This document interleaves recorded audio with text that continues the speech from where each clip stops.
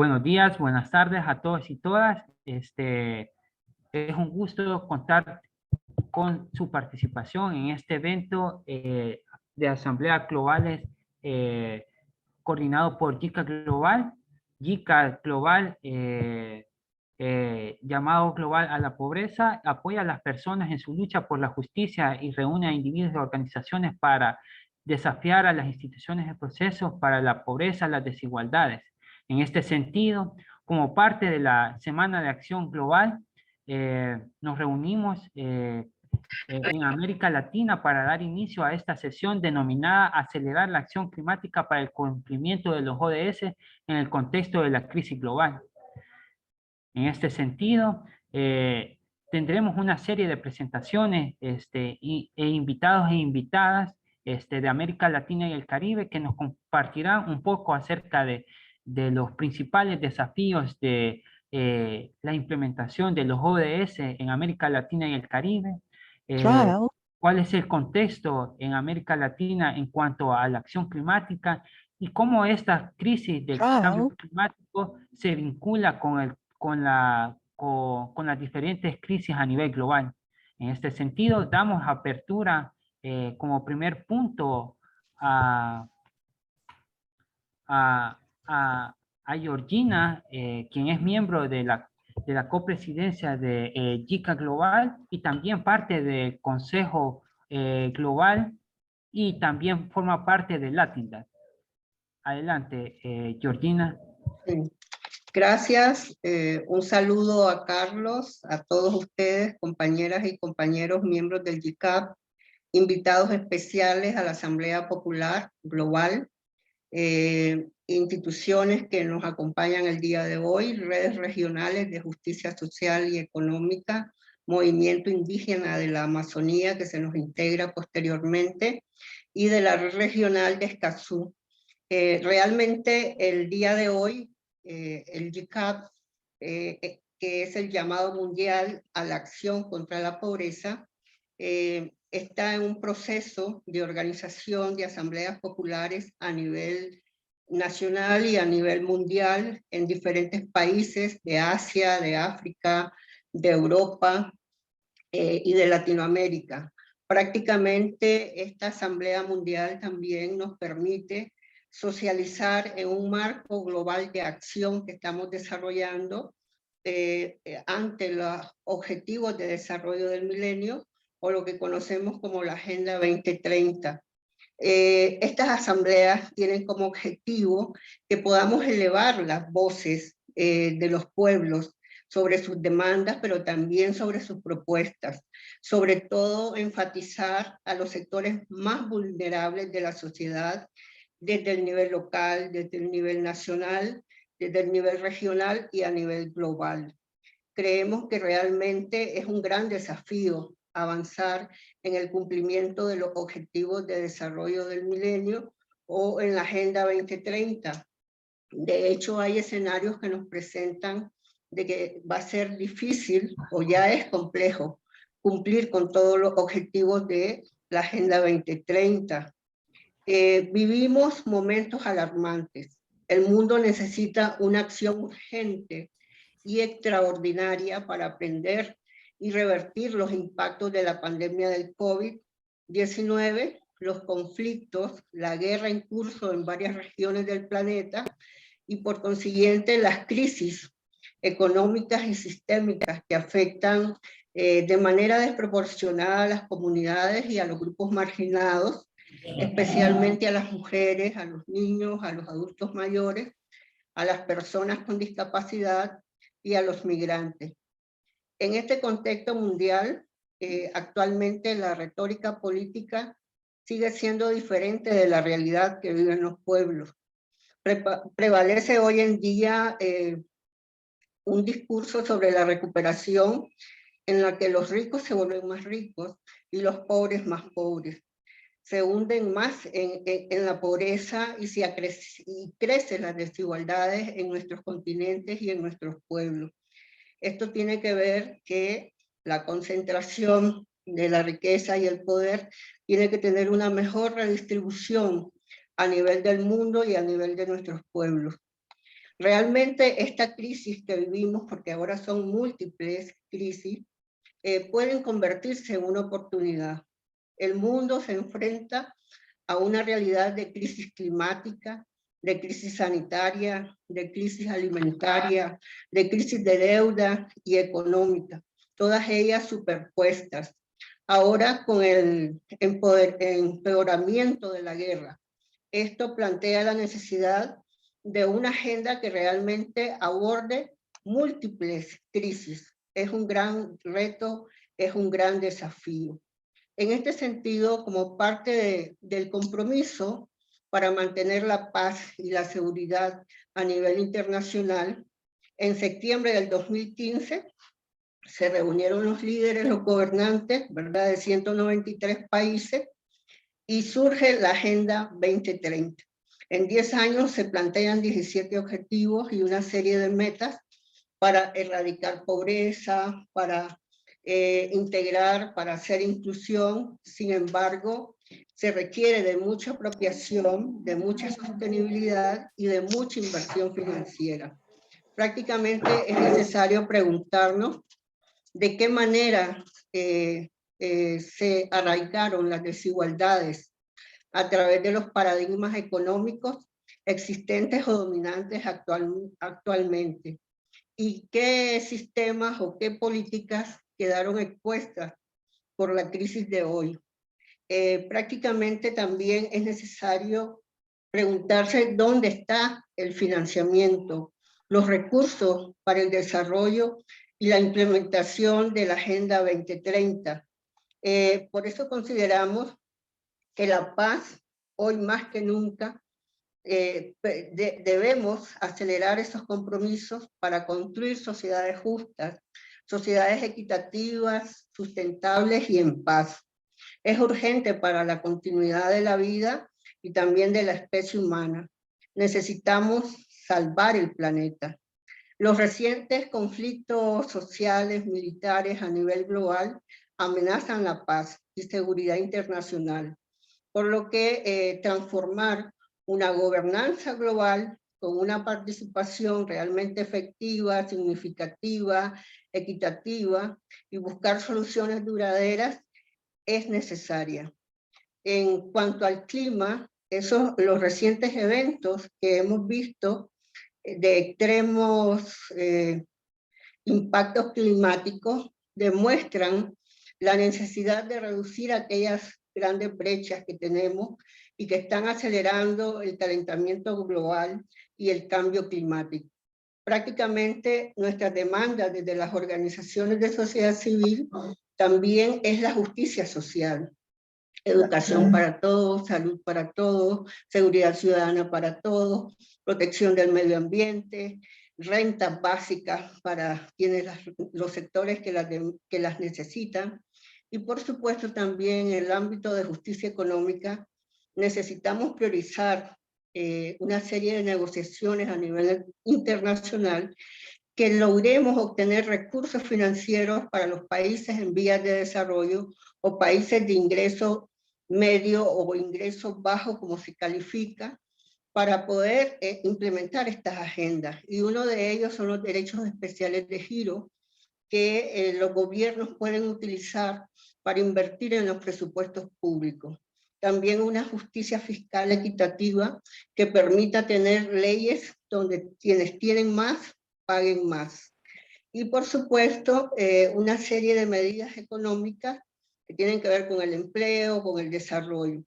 Latinoamérica continúa en un contexto de resistencia popular prácticamente, desde protestas, huelgas, movilizaciones, demandas, en medio de esta crisis de guerra, de impacto climático, de recuperación que se habla entre comillas económica, y sin embargo, los movimientos sociales, las organizaciones populares, estamos generando una nueva ola de gobiernos progresistas en el continente. Por eso es muy importante asumir por parte de estos gobiernos una voluntad política para implementar economías transformadoras, para lograr el desarrollo anhelado de los pueblos y realmente eliminar de raíz la crisis y los problemas estructurales existentes. Gracias y bienvenidos a nuestra conferencia. Asamblea. Gracias, Georgina, por estas palabras de apertura y por darnos, digamos, este contexto amplio sobre diferentes situaciones que están sucediendo tanto a nivel global como a nivel de las comunidades, ¿verdad? Entonces, ha sido muy importante estas palabras de apertura. En este sentido, como siguiente punto tenemos a Valeria Torres, oficial a cargo del área de gestión pública y gobierno abierto desde el Instituto Latinoamericano y del Caribe de Planificación Económica y Social, ¿verdad? De la CEPAL, que va a estar ya, comentándonos un poco cuál es los retos y desafíos de los ODS en América Latina y el Caribe. Valeria, agradecemos esta oportunidad de poder para estar participando y te damos la palabra de apertura. Adelante, Valeria. Muchas gracias, Carlos. Muy buenos días a todas y todos. Voy a compartir mi pantalla. ¿Me dicen, por favor, si ya la están viendo? Sí, se ve perfectamente, Valeria. Perfecto. Bueno, saludo a los organizadores, panelistas y a todos quienes nos están siguiendo el día de hoy. Es para mí un honor poder acompañarles y, como ya bien decía Carlos, voy a abordar en mi presentación los retos y desafíos que enfrentan los países para alcanzar los objetivos de desarrollo sostenible establecidos en la Agenda 2030 de las Naciones Unidas.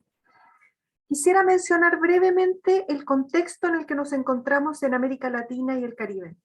Como bien saben, y ya lo adelantaban en la inauguración, tras más de 2 años de crisis provocada por la pandemia del COVID-19, la región de América Latina y el Caribe se enfrenta a un profundo deterioro del bienestar de la población, así como de su situación económica. Esta situación, aunque exacerbada por los impactos de la pandemia y más recientemente por la guerra entre Rusia y Ucrania, es también el resultado de debilidades estructurales y problemas estructurales de baja inversión, productividad, pobreza y desigualdad. En materia de desigualdad menciono, por ejemplo, que en la actualidad 46 millones de hogares no tienen conexión a Internet en América Latina y el Caribe, y las brechas de acceso entre zonas rurales y urbanas son aún más significativas.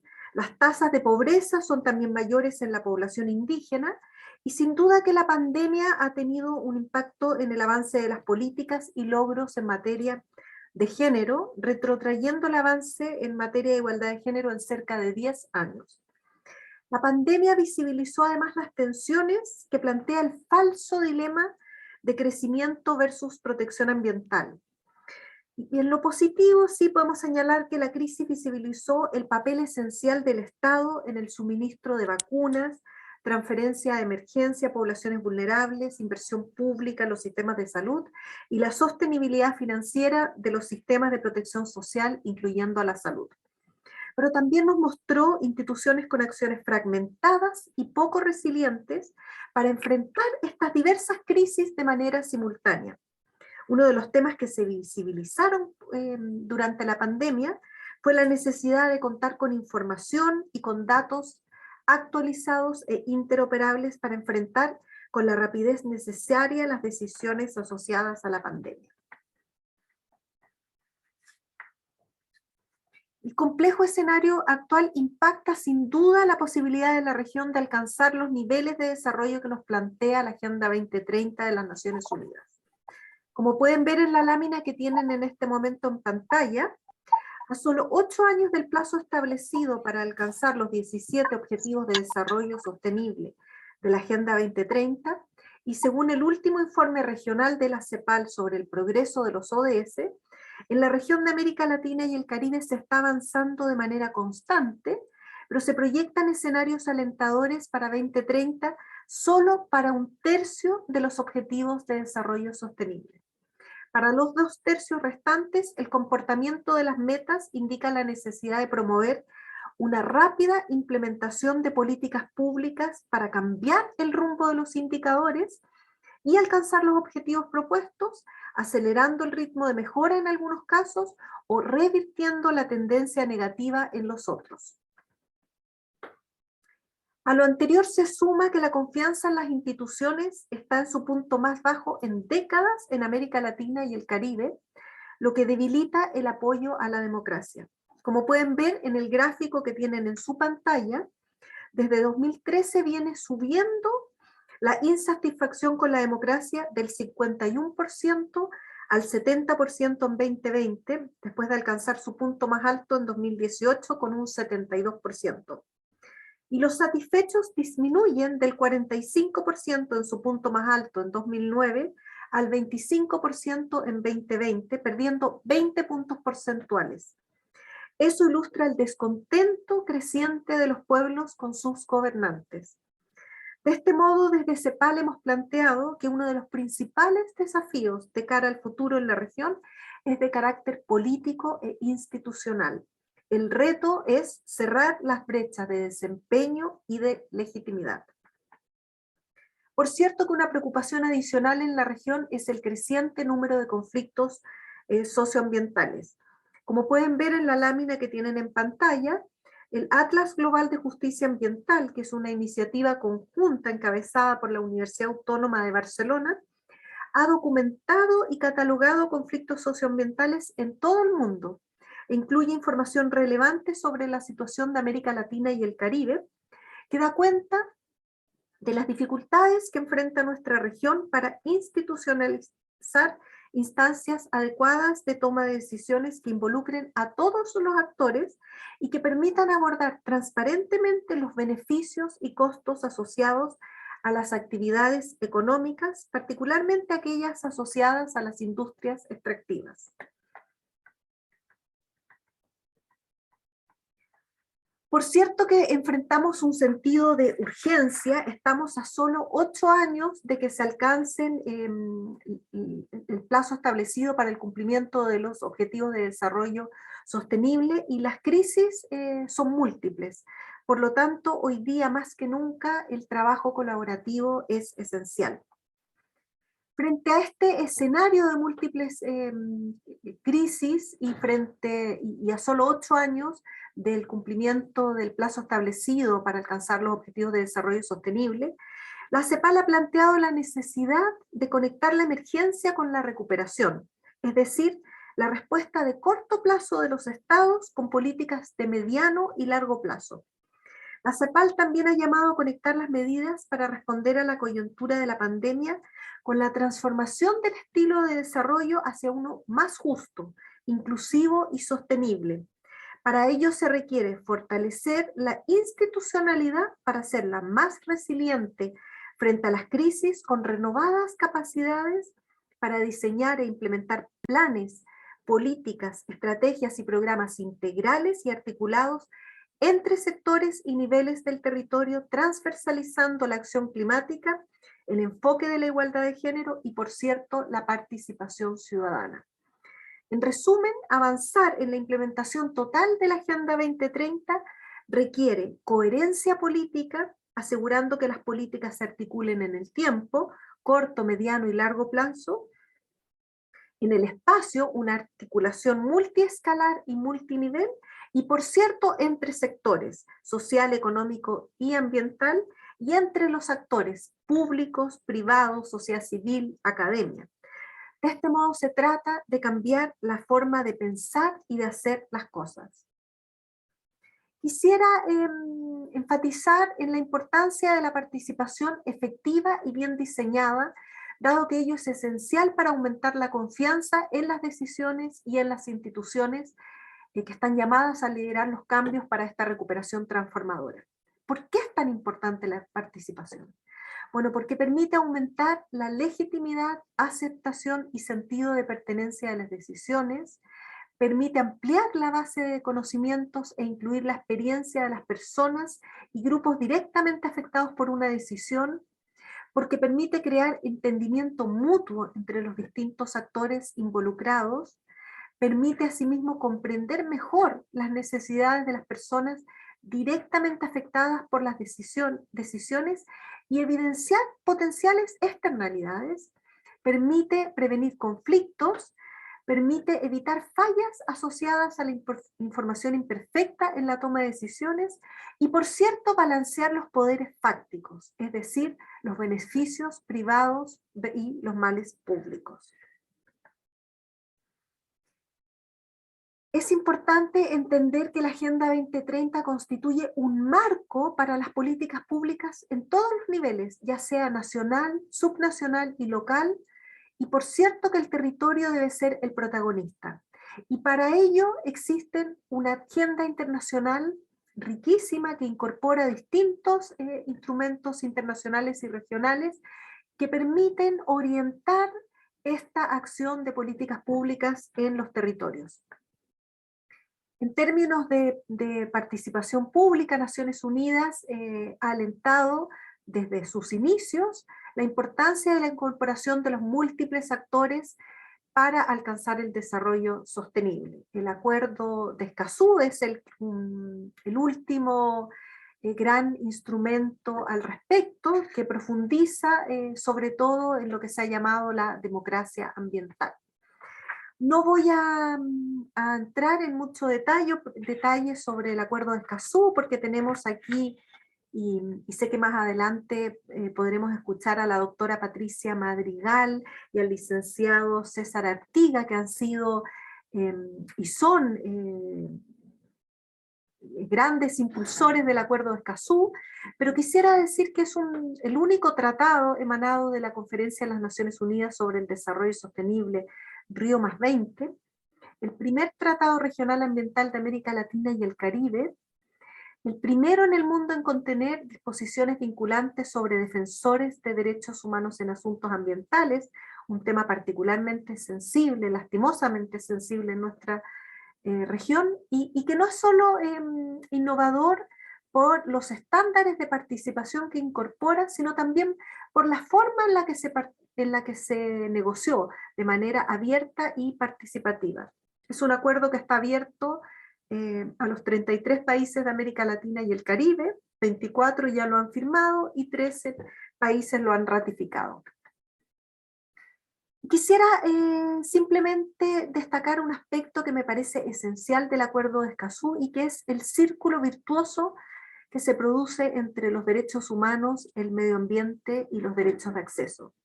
Y eso porque hoy día existe un reconocimiento de que los derechos de acceso a la información, a la participación y a la justicia son un elemento central para lograr la paz, la protección ambiental y el desarrollo sostenible, en la medida en que podemos acceder a la información, en la que podemos participar y en la que podemos solicitar la rendición de cuentas, las políticas son más transparentes y mejor informadas, lo que contribuye a un medio ambiente más sano, que por cierto es un elemento clave para el ejercicio efectivo de derechos, otros derechos sustantivos, como por cierto el derecho a la alimentación, el derecho a la vida y el derecho a la salud.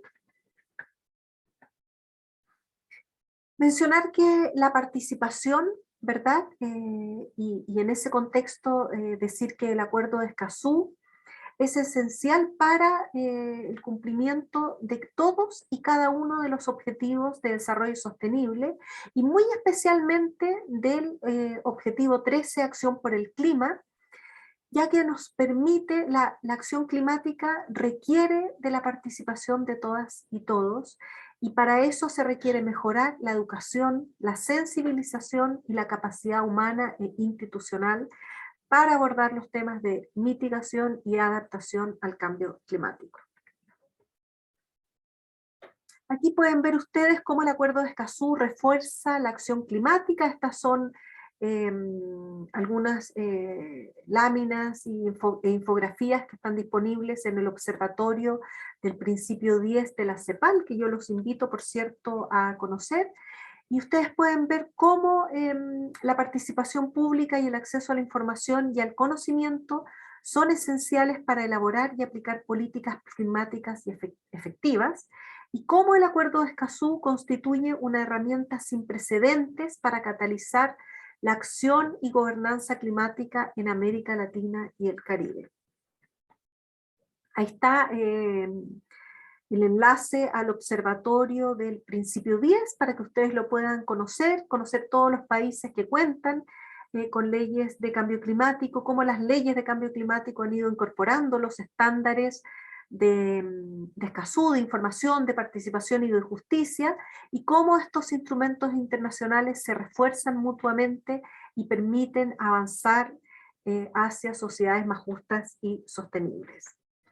También, por cierto, quisiera invitarlos a conocer el Observatorio Regional de Planificación de CEPAL, porque un tema fundamental es abordar los temas ambientales no solo desde la agenda ambiental, sino llevarlos al corazón de la gestión pública, al corazón de la planificación, para que la planificación del desarrollo incorpore la acción climática, la participación, la transversalización de los temas ambientales desde el diseño, implementación, monitoreo y evaluación de las políticas públicas.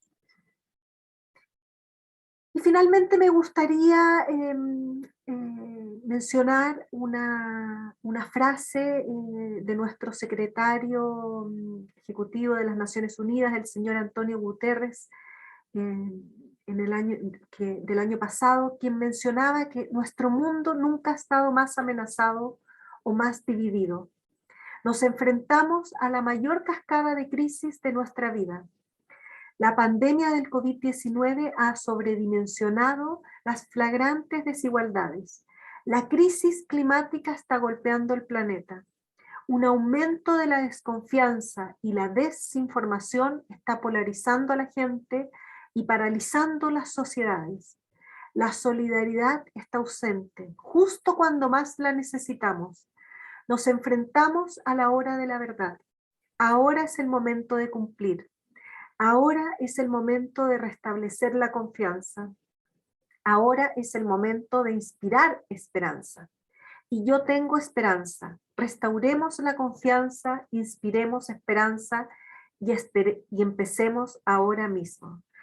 Yo tengo esperanza, sin duda, los invito a tener esperanza y sobre todo a considerar la importancia del multilateralismo para el desarrollo sostenible, porque necesitamos, ¿verdad?, trabajar de manera colaborativa, concertada, para poner al centro del desarrollo el enfoque de derechos humanos, la igualdad de género, la participación del público y, por cierto, comprender que el bienestar humano está intrínsecamente vinculado con la calidad ambiental y la paz. Muchísimas gracias y quedo disponible para las preguntas que tengan.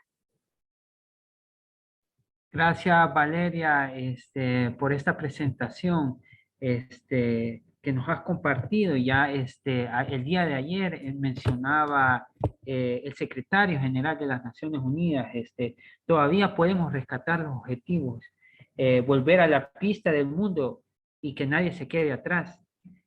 Los jóvenes exigen acción, no podemos decepcionarlos. Muchas de las generaciones que aún no han nacido, ¿verdad?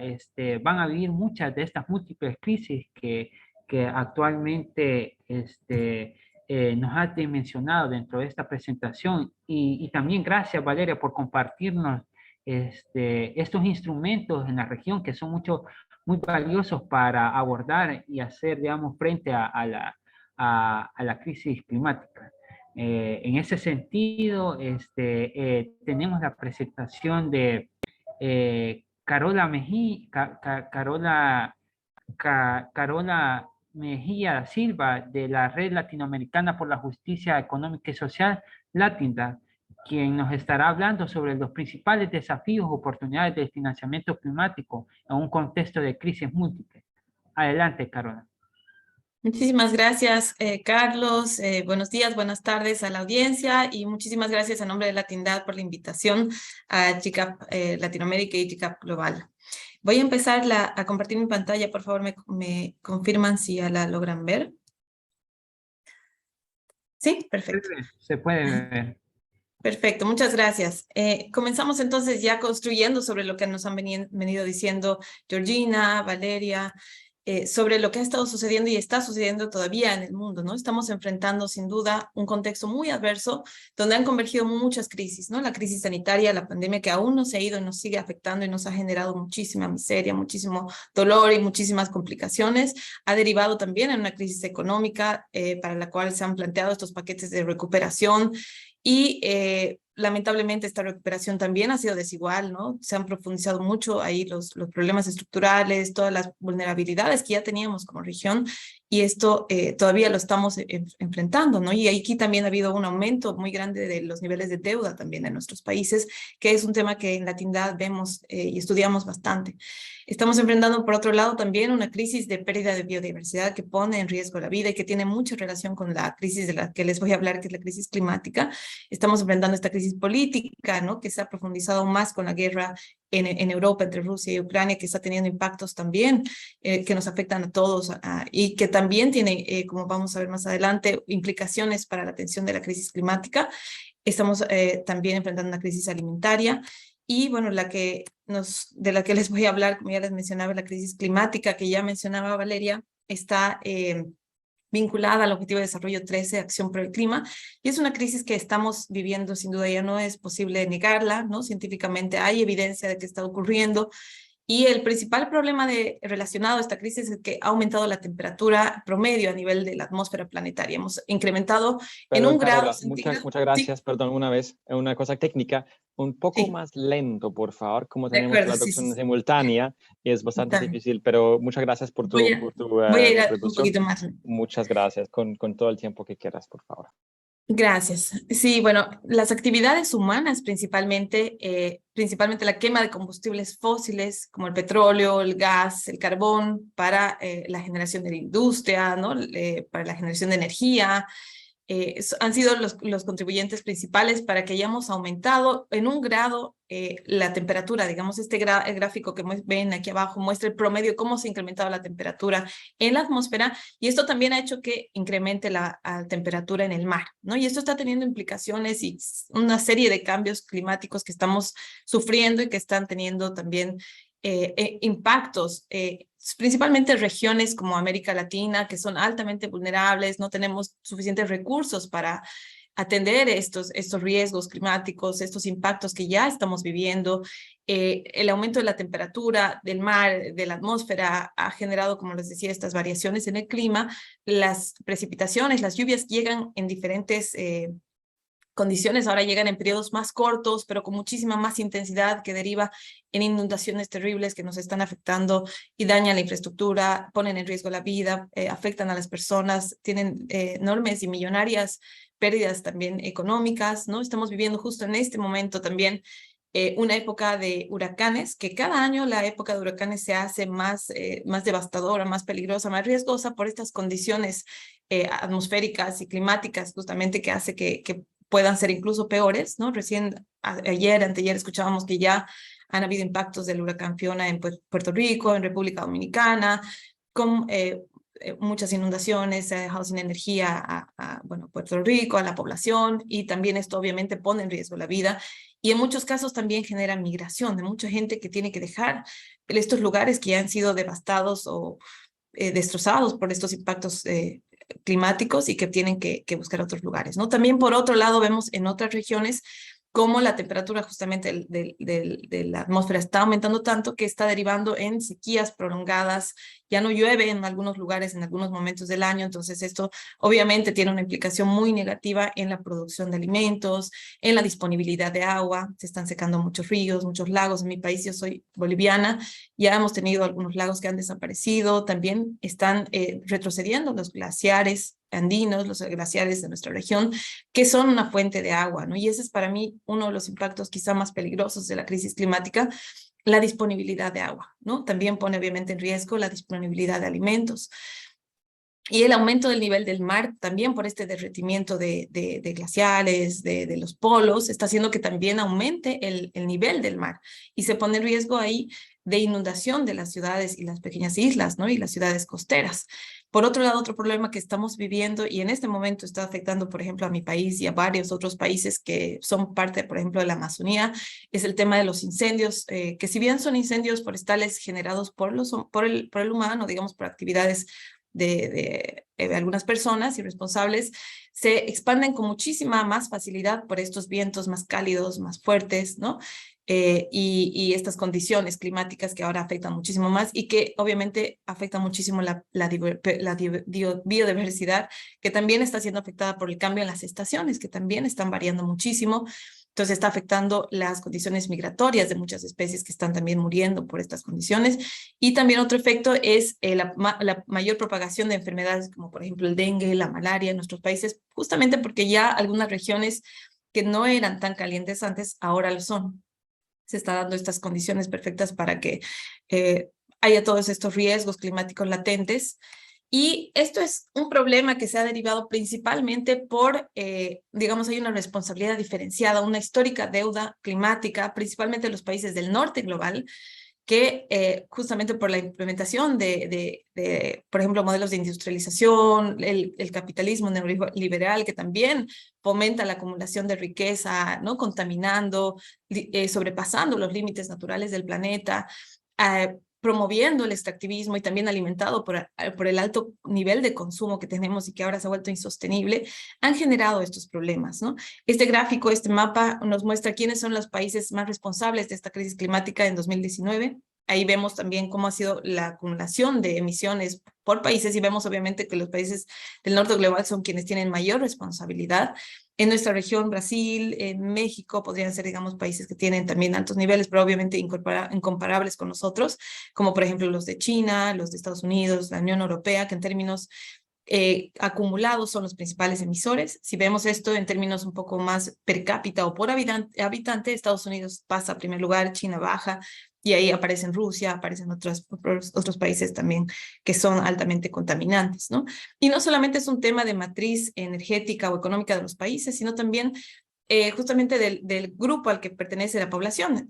Un estudio de Oxfam mostraba que el 1% más rico genera el doble de emisiones que el 50% más pobre, ¿no? Entonces es totalmente injusto. Es algo que en el marco de la justicia climática estamos clamando, ¿no? Que los más responsables sean justamente quienes implementen las soluciones, apoyen a los países más vulnerables, quienes estamos sufriendo los mayores impactos y que estamos justo en este mapa, ¿no? Los países más vulnerables al cambio climático están en el sur global, ¿no? Lo vemos en América Latina, lo vemos en África, lo vemos en Asia, en algunos países asiáticos. Y estos países lamentablemente no han sido responsables y no son los mayores responsables de la crisis climática. América Latina y el Caribe aporta a menos del 10% de las emisiones que generan el problema. Sin embargo, ya estamos viviendo todos estos impactos que les mostraba en el cuadrito como fotografías hace un momento, ¿no? Entonces, esto es algo que está empeorando y está empeorando con muchísima rapidez, pone en riesgo la vida. De hecho, se habla de una posible sexta extinción masiva si esto sigue, ¿no? Avanzando, porque se puede llegar a algunos escenarios en los que ya sea insostenible la vida, sea tan alta la temperatura y tan terribles y fuertes estos eventos climáticos extremos que se pone en riesgo, obviamente, aquí la vida de muchas especies, también la especie humana. Y se ha reconocido entonces a la crisis climática como un problema global, ¿no? Esto trasciende fronteras, si bien hay más responsables, menos responsables, nos está afectando a todos y principalmente a quienes no tenemos tantos recursos o posibilidades de responder. Y en el marco de las Naciones Unidas hay la Convención Marco sobre Cambio Climático, que ya viene trabajando este tema en las negociaciones que se dan anualmente, que justo en este año, en pocos meses, vamos a tener una nueva, la COP27, donde las partes o los países que forman parte de esta convención se ponen de acuerdo, toman decisiones, ¿no? Y una muy importante que ha establecido objetivos muy claros para atender la crisis climática es el Acuerdo de París, el 2015, en la COP21. Los países han firmado compromisos y se han puesto como objetivos limitar el aumento de la temperatura que ya les mostraba, ha llegado a 1.1, y limitarla al 2 grados y si es posible al 1.5, que es un objetivo que ya se ha confirmado en la última COP de Glasgow que hubo el año pasado, porque si no, realmente va a ser, podemos vivir escenarios muy terribles, y eso tiene que ver con la mitigación, con reducir estas emisiones, esta contaminación que genera el problema. También fortalecer las capacidades de adaptación y de resiliencia, principalmente de quienes estamos viviendo más los impactos, y también alinear el financiamiento, los flujos de financiamiento hacia estos nuevos modelos de desarrollo, porque tiene que haber una transición de los modelos actuales que ya les mencionaba y que son insostenibles, hacia modelos más sostenibles, de menos emisiones de carbono, más resilientes al clima, ¿no? Y aquí el financiamiento va a ser muy importante para que esto sea posible. Y en 2009, en la COP15, se ha hecho ya un compromiso de movilización de 100.000 millones de dólares anuales de países más responsables, digamos, hacia países del sur global que son más vulnerables, que debería estarse movilizando desde el 2020. Sin embargo, como vamos a ver a continuación, esto no ha sido todavía cumplido, es insuficiente, y este financiamiento está vinculado principalmente a temas de mitigación y adaptación, ¿no? Ese es principalmente, por eso se llama climático. Las necesidades de financiamiento van a ser mucho mayores o son mucho mayores. Algunos dicen que podrían alcanzar incluso trillones de dólares anuales. Y actualmente se está discutiendo una nueva meta de financiamiento que sea superior a estos 100.000 millones, pero que también abre la oportunidad de hablar no solamente de la cantidad, sino también de qué tan accesible es este financiamiento y qué tan buena es la calidad que se nos está dando, ¿no? O sea, a través de qué instrumentos se nos está dando este financiamiento, como lo vamos a ver a continuación. Y en el marco de esta deuda histórica, es una obligación de estos países del norte global reparar esta deuda climática a los países del sur, que son los que estamos siendo más afectados, pero como les digo, todavía no se ha logrado cumplir esa meta. Dicen los países desarrollados que lo van a hacer recién el 2023. Solamente el 34% es para adaptación. Preocupa mucho que 71% del financiamiento climático público es canalizado a través de préstamos, que lo vamos a ver ahorita en los gráficos, que incrementan los niveles de deuda en nuestros países y obviamente tienen que ser repagados, ¿no? Y también es muy preocupante que los mecanismos para acceder a financiamiento climático internacional, por ejemplo, los fondos grandes que se han creado, el Fondo Verde del Clima, el Fondo de Adaptación, son muy burocráticos, complejos, ¿no? Y bueno, cada uno tiene sus detalles, entonces es difícil de acceder, ¿no? Esto es importante también tomarlo en cuenta. Y a nivel de las negociaciones es importante también ver que se están promoviendo falsas soluciones. Por ejemplo, se habla ahora como la gran solución los mercados de carbono que ya habían sido promovidos en el protocolo de Kioto y no funcionaron o tuvieron grandes problemas, ¿no? Y ahora esa es la gran solución. Se habla de la carbono neutralidad, que si bien es un objetivo ahorita que se ha trazado hasta el 2050, que podamos emitir el cero neto, abre la posibilidad a que se quiera compensar más que reducir las emisiones. Y ese es un gran problema porque quienes más emiten o contaminan, obviamente va a ser más fácil invertir en plantar unos árboles acá, un proyecto limpio por acá, pero no necesariamente están cambiando su matriz energética o contaminante o esto que está generando el problema, ¿no? O tecnologías que capturan el carbono, que lo entierran debajo del mar, que no sabemos si son costosísimas y no sabemos si realmente van a tener después otros impactos. Entonces, se está generando este tema de las falsas soluciones y esto está promoviendo mayores injusticias y una brecha muy grande también entre quienes tienen estas posibilidades y son dueños, digamos, de esta tecnología, ¿no? Y ya para mostrarles algunos datos, en 2020 se ha llegado a 83.300 millones de dólares, inferior a los 100.000 millones que se habían planteado como objetivo. A países menos desarrollados llegó el 17%, América Latina y el Caribe como región nos llegó también un 17%, Asia es la región que más se beneficia de este financiamiento climático, y a pequeños estados insulares en desarrollo, que son las pequeñas islas, por ejemplo, del Caribe, que son las que están siendo más golpeadas y son las más vulnerables, está llegando solamente 1.5 millones, ¿no? 1.500 millones, perdón. Que son 2% del financiamiento total, ¿no?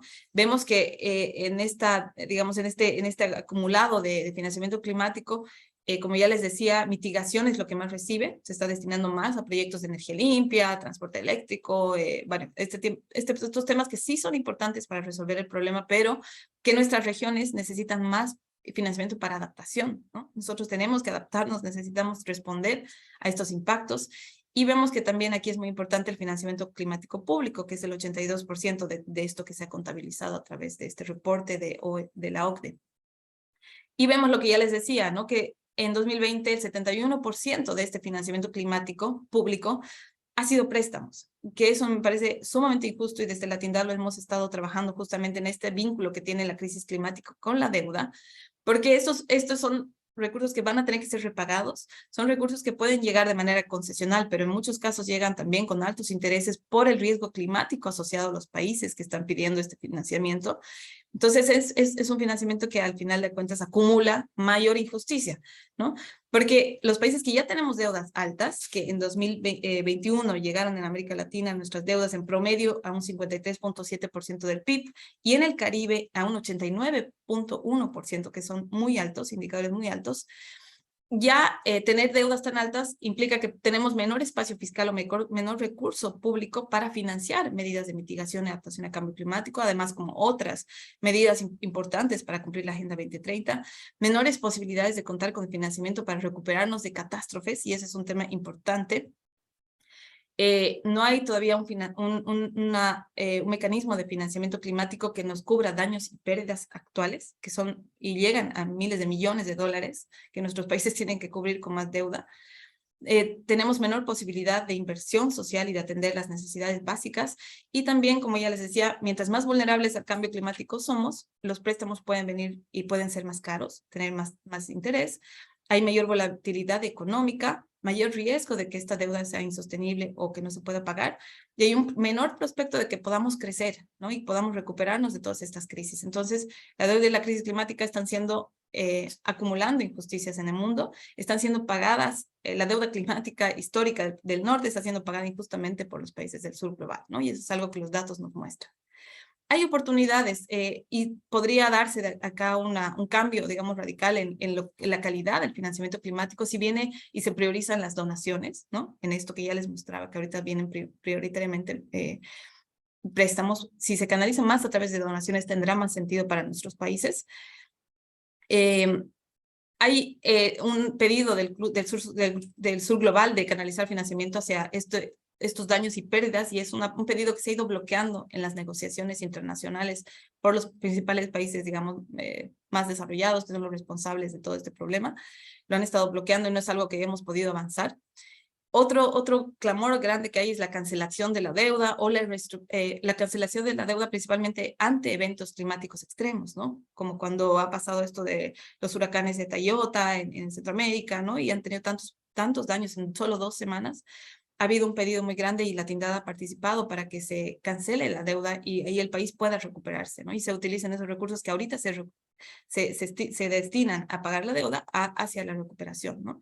También estamos viendo desde la Tindad el tema de impuestos verdes, estamos analizando qué tan posible o qué tan buenos son los mecanismos como el canje de deuda por clima o una nueva emisión de derechos especiales de giro, que ya Georgina hacía referencia, que tenga obviamente diferentes criterios de distribución entre los países de manera más justa y priorizando la vulnerabilidad de los países, y también que tenga un enfoque en esto de la Agenda 2030 y la crisis climática.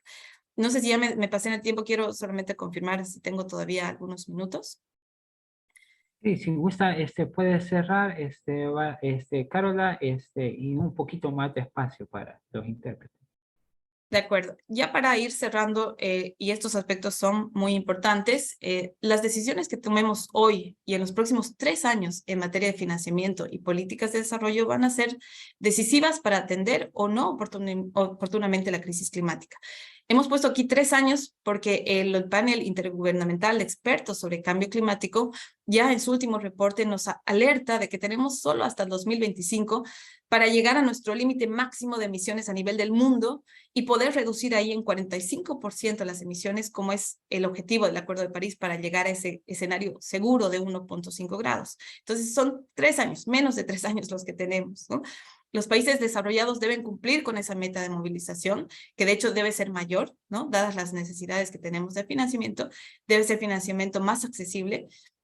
Y también los países del norte global tienen que ser quienes hagan los mayores esfuerzos para atender esta crisis climática a través de soluciones reales, ya no estas soluciones falsas que estamos viendo, sino realmente reducir su consumo energético, transitar más rápidamente hacia energías renovables sin profundizar el extractivismo de estos minerales que se necesitarán para esas tecnologías en nuestra región, que es importante también, transición justa, ¿no? que lo hagan y que si tienen que decrecer, lo hagan, ¿no? Ya no nos puede caer a nosotros esa responsabilidad.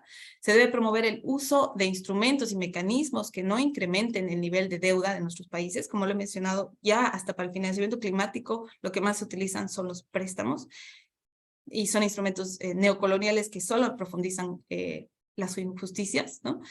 En el marco de las negociaciones se debe avanzar hacia movilizar el financiamiento para cubrir las pérdidas y los daños que ya estamos sufriendo y que son millonarias y que estamos sufriendo día a día con estos eventos climáticos extremos que ya les mostraba.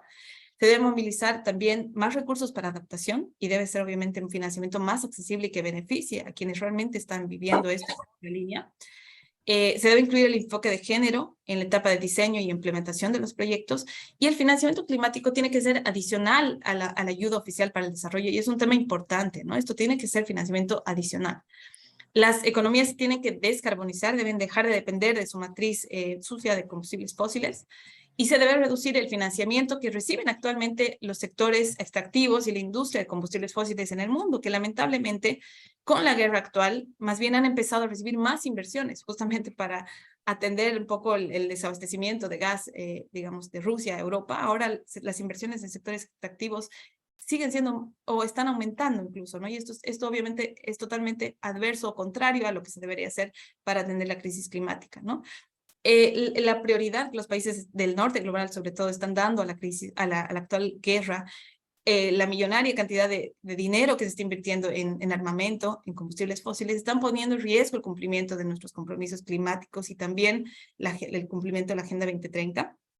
Y como ya decía Valeria, es importante que no solamente se atienda la crisis climática, digamos, de manera aislada o por un Ministerio de Medio Ambiente. Esto tiene que ser totalmente transversal en la agenda económica, climática y de desarrollo. Tienen que estar totalmente sinérgicas para que las soluciones sean integrales y con una visión de largo plazo para todas las múltiples crisis que estamos enfrentando. Porque si no, si atendemos solo una, vamos a profundizar otra, ¿no? Y esto implica tener cambios transformacionales, tener nuevos modelos de desarrollo, rescatar nuestros saberes, nuestras soluciones también locales es importante. Y de esta sociedad civil vamos a tener que estar vigilantes a cumplir estos acuerdos, a hacer mucha incidencia y también a ser agentes de cambio desde nuestra realidad y de nuestros sectores, ¿no? Y ya solo para terminar acá también comentarles que estamos promoviendo desde Latindad con los miembros y con muchas organizaciones y alianzas y redes como GCAP que se han sumado una campaña que vamos a lanzar justo el viernes que se llama El tiempo se acaba, el futuro es ya, donde queremos concientizar a la gente sobre lo que estamos viviendo, sobre el poco tiempo que tenemos, esos menos de 3 años para atender a la crisis climática, que es tan importante que se hagan y se implementen acciones ya, y principalmente por los más responsables, los países del norte global, las grandes corporaciones petroleras, y bueno, quienes están, digamos, concentrando ahorita estas mayores emisiones, ¿no? Y que nuestros gobiernos y nuestros países también tengan una transición y que sea justa hacia nuevos modelos de desarrollo. Así que muchas gracias y disculpen si me he extendido, voy a quedar atenta a sus preguntas. Gracias, Carola, por esta presentación, sumamente importante, ¿verdad? Lo que ya nos comentaba, cómo la crisis climática se está profundizando en las desigualdades y la injusticia intergeneracional e intercultural, ¿verdad? Y cómo se está deteriorando estos sistemas y ecosistemas que son esenciales para la vida, ¿verdad? Creo que ha dejado muchos puntos valiosos, Carola, en cuanto al tema de financiamiento y las fuentes de financiamiento y modalidades, ¿verdad? Por una parte, eso deben de ser, digamos, mucho más flexibles, ¿verdad? Y que tenemos el reto, ¿verdad? En esta COP27 que se va a realizar en noviembre, de abordar temas pendientes como las medidas de adaptación y mitigación a la crisis climática, ¿verdad? Un tema que ha sido bastante de discusión en estas últimas COP, el tema de la reparación de pérdidas y daños causados por aquellos países que emiten mayores emisiones. Es un tema, digamos, que está en debate, ¿verdad? Y por otra parte, ¿verdad? Que los países siguen sin cumplir, digamos, estos compromisos internacionales en materia de movilizar, por ejemplo, estos 100 millones que ya se comprometieron, por ejemplo, en el 2020 y no se alcanzaron, ¿verdad? Y que posteriormente debe de seguirse aumentando, ¿verdad? Entonces, Gracias, Carola, por tu presentación. Posteriormente, a la siguiente presentación va a haber un espacio de preguntas y respuestas y vamos a continuar con la siguiente presentación por la compañera Patricia Madrigal, ¿verdad? Que ella estará abordando el tema de el rol de la banca multilateral y la cooperación internacional en el marco del Acuerdo de Escazú.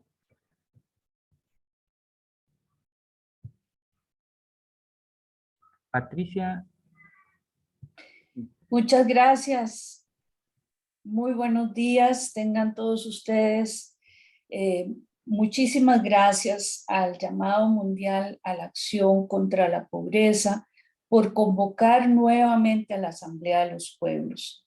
Les agradezco muchísimo esta invitación para compartir en esta mañana en este evento sobre la acción climática, el cumplimiento de los ODS en este contexto de crisis global. Y justamente el Acuerdo de Escazú creo que puede cumplir un rol importante como el único acuerdo multilateral que ha sido propuesto y negociado en los países de América Latina y el Caribe en materia ambiental. Me van a hacer el favor de ir compartiendo la presentación con ustedes y podemos pasar a la diapositiva siguiente. Ya Valeria Torres, que nos acompañó desde la CEPAL en todo el proceso de elaboración y negociación del Acuerdo de Escazú, dio algunas ideas generales sobre este instrumento. El primer tratado de democracia ambiental en la región que busca precisamente garantizar la implementación plena y efectiva de lo que conocemos como los derechos de acceso, que son el acceso a la información, a la participación pública, a la toma de decisiones y a la justicia ambiental. Y se le agregó un pilar fundamental para el movimiento ambiental en toda la región y es el reconocimiento, la protección y promoción de los defensores en derechos humanos en asuntos ambientales. Un tema que es urgente en la región por atender. La que sigue, por favor. El Acuerdo de Escazú, aparte de ser este primer acuerdo multilateral ambiental para la región, establece un piso mínimo en los estados. Ahí, gracias. ¿Qué quiere decir que es un piso mínimo? Que los estados pueden ampliar o desarrollar las obligaciones que están establecidas, pero que no las puede disminuir.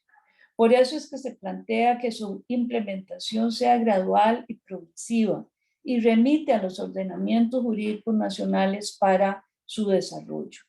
Este proceso se inició como una iniciativa conjunta entre la sociedad civil y los gobiernos, en donde por primera vez se sentaron en la misma mesa a negociar. La que sigue. La negociación involucró tanto a las personas responsables de la política exterior como a los encargados de los temas ambientales por parte de los estados involucrados y diferentes agencias de Naciones Unidas como la Comisión de Derecho Internacional, la sección de tratados internacionales y el acompañamiento que tuvimos del convenio de Aarhus. En Europa, hace un poquito más de 20 años, se adoptó un convenio similar sobre los derechos de acceso que ha tenido todo este tiempo y ha generado una larga jurisprudencia y experiencia. Tiene un enfoque, el Acuerdo de Escazú, que no es contencioso ni punitivo. Para eso tenemos otras instancias. Lo que tiene como un órgano para apoyar su aplicación y cumplimiento es un comité en el cual nos encontramos en proceso de que está nombrado, que sería integrado por 7 personas y que se espera elegir en abril del próximo año en la reunión extraordinaria para ese fin en Argentina. La que sigue. Gracias. El texto fue adoptado efectivamente en Escazú el 4 de marzo del 2018 y entró en vigor con 12 estados miembros el 21 de abril del 2021. En realidad el acuerdo Escazú pedía 11 estados parte, pero entró en vigor con 12. La que sigue, por favor. La más reciente incorporación fue Chile, que se comprometió con el gobierno de Boric a su presentación al Senado y pudo depositar el instrumento número 13. Ahí tenemos en la columna derecha los países que lo han ratificado y los países que se encuentran en proceso de ratificación. No podemos desconocer que ha habido una campaña de desinformación a lo largo de la región, en donde uno de los temas es justamente el tema que me solicitaron comentar hoy. Se plantea que el acuerdo de Escazú puede convertirse en un obstáculo para el desarrollo o para la recuperación económica, cuando lo cierto es que el acuerdo de Escazú es importante y necesario para esos procesos de recuperación económica en que nos encontramos. De los 33 países que conforman la región, 23 lo han firmado, 13 ya completaron su proceso de ratificación, 10 se encuentran en el proceso de ratificación con diferentes niveles de avance. Justamente el día de hoy, creo que hasta misma hora, se encuentra Colombia en su tercer debate en la Cámara de Representantes. Y 10 estados no lo han firmado, como Bahamas, Barbados, Belice, Cuba, Dominica, El Salvador, Haití, Honduras, Suriname y Venezuela. Hay grupos trabajando fuertemente en estos países para que sus estados lo firmen, como la Red del Salvador, que está aquí presente, y la Red Nacional de Honduras, que fuertemente está impulsando que se adhieran lo más rápido posible. La que sigue. El artículo 1 del Acuerdo de Escazú tiene 3 elementos. En primer lugar, garantizar la implementación plena y efectiva en América Latina y el Caribe de los derechos de acceso a la información, a la participación y a la justicia. Pero un elemento muy importante es la creación y el fortalecimiento de capacidades y la cooperación. Este es un elemento transversal a lo largo de todo el acuerdo y fue el objeto de análisis de uno de los grupos de trabajo en el proceso de elaboración para identificar las posibilidades de la cooperación sur-sur y fortalecer esas capacidades en la región. Y el tercer elemento, también muy importante, la protección del derecho de cada persona a un ambiente sano, que recientemente fue aprobado en la Resolución de Naciones Unidas y al Desarrollo Sostenible, y también el reconocimiento de esta equidad intergeneracional para las generaciones, tanto presentes como futuras. La que sigue. Entonces, mencionábamos el tema de si el acuerdo de Escazú obstaculiza de alguna manera el desarrollo de la infraestructura, el desarrollo de los proyectos o actividades económicas en nuestros países.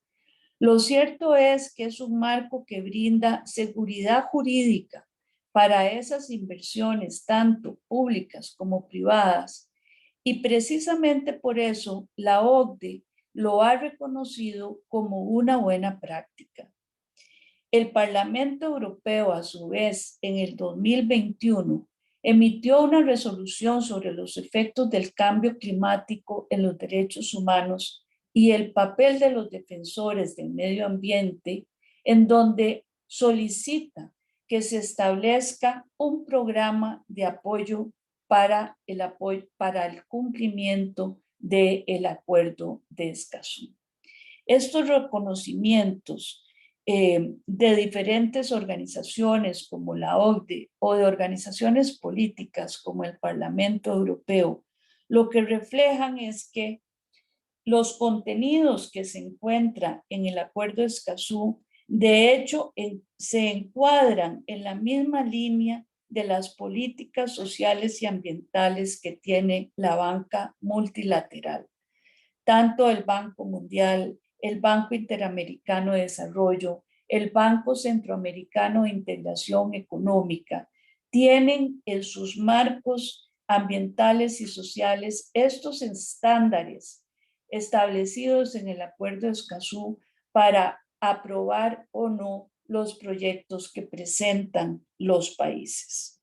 Adicionalmente, el Acuerdo de Escazú establece un piso mínimo, como decíamos anteriormente, que los países deben cumplir para reducir también esas diferencias que pueden afectar la competitividad entre ellos.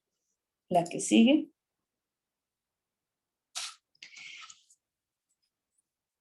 Bueno, parece que ahí perdimos el texto por alguna razón, pero esta diapositiva se refiere al tema de las empresas, los derechos humanos y la sostenibilidad. Y es importante traer este tema a colación porque desde el 2011 Naciones Unidas aprobó 31 principios rectores sobre las empresas y los derechos humanos.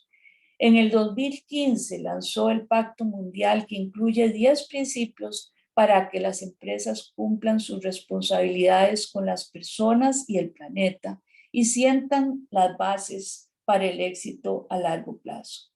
Estas iniciativas lo que hacen es reconocer el aporte que puede dar el sector privado en la búsqueda de la sustentabilidad y la responsabilidad que tiene con las personas y con el ambiente.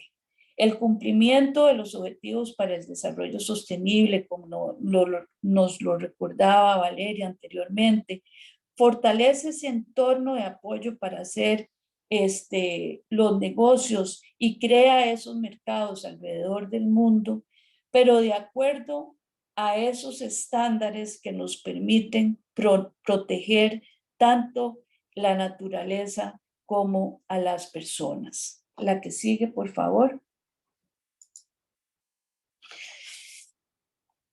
El Acuerdo de Escazú es una plataforma de cooperación y fortalecimiento de capacidades. Sistematiza e interpreta los derechos de acceso como derechos humanos. Y esto ya lo había dicho la Corte Interamericana de Derechos Humanos en su opinión consultiva a fines del 2017.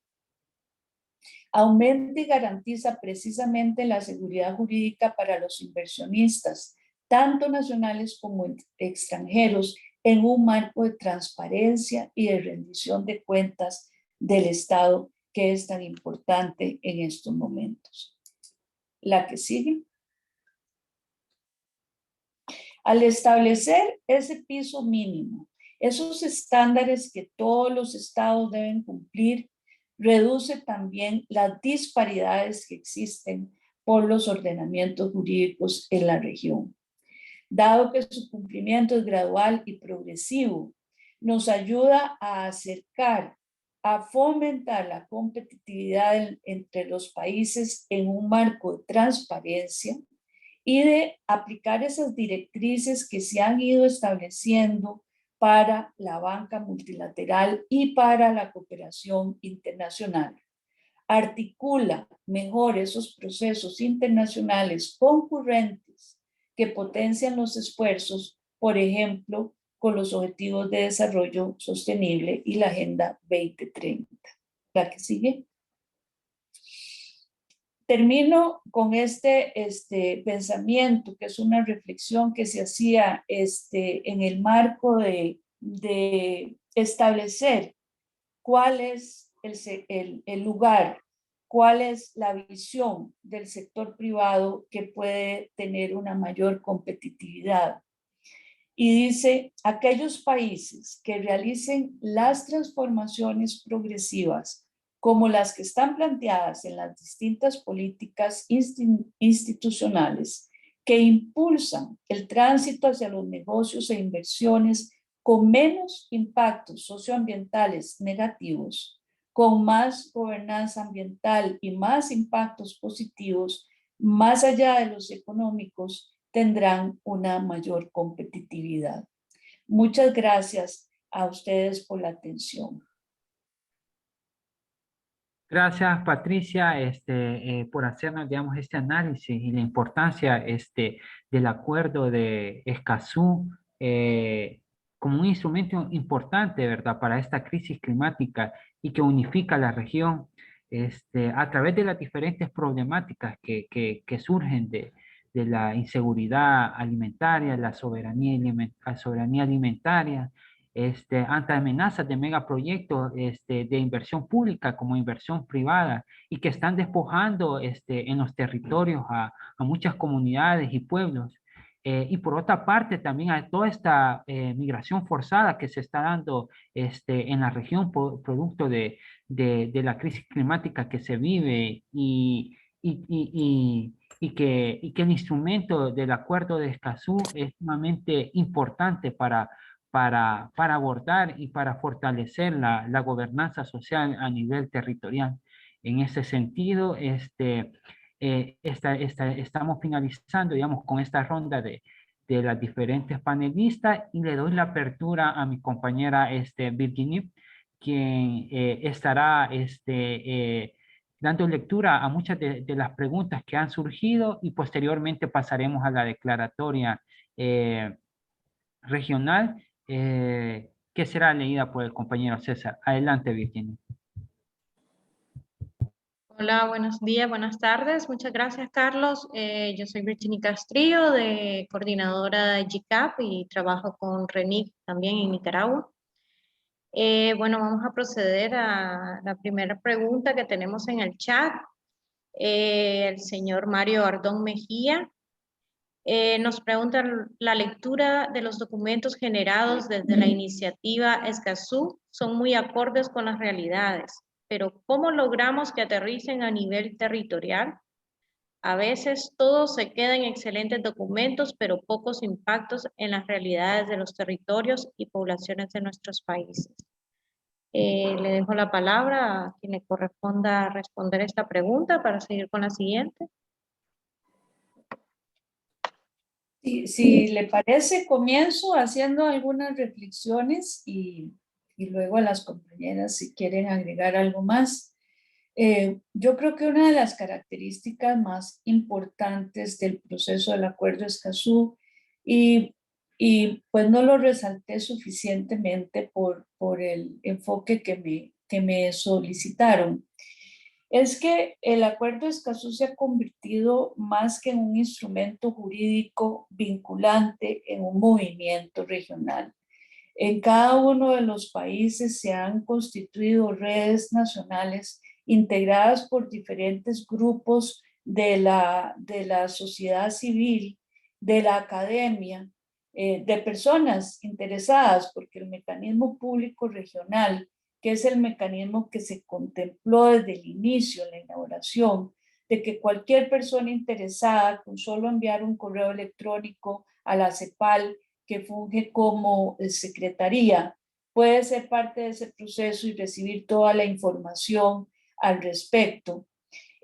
Todos esos grupos trabajan arduamente a nivel nacional con los procesos de divulgación, que sabemos que son muy importantes, con los procesos de